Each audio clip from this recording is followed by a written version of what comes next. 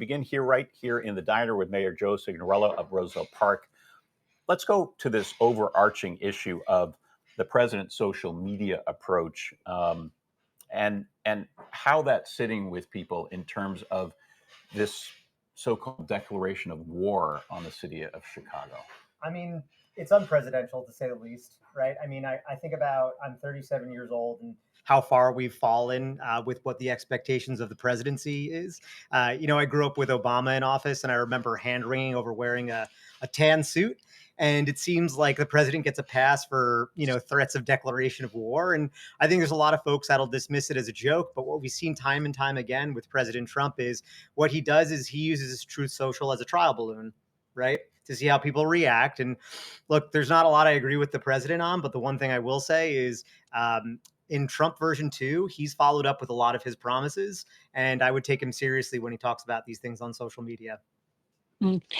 Yeah, Mayor, I hear you. I think that's one of the things that we try to do at Connecting America is hear all sides, be open to all sides. And one way to do that is the exercise of what would have happened if Obama did this? What Yeah. would have happened if Biden did this? And similarly, if we were talking about Bernie Sanders, what would the left say if Trump said this? I think that that's important. And so, in terms of putting out something that looked like a blockbuster movie promo against an American city. I mean, what the stuff that I've read is like these are people's lives. This isn't a movie premiere.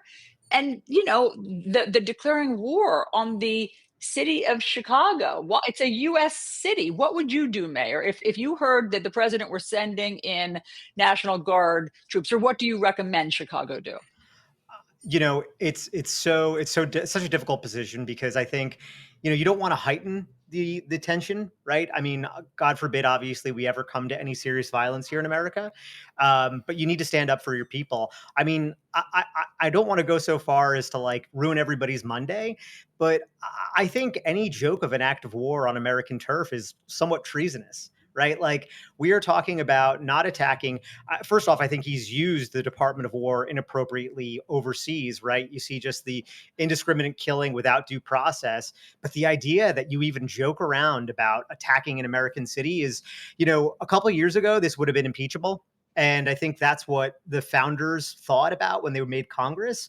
And if we had a real Congress that wanted to keep the president in check, they would do that right now. But this is just, it's a shame how far we've fallen that this is okay in the discourse. We're talking about what the government will do in the face of the National Guard potentially coming in. What do you think the people will do in the street?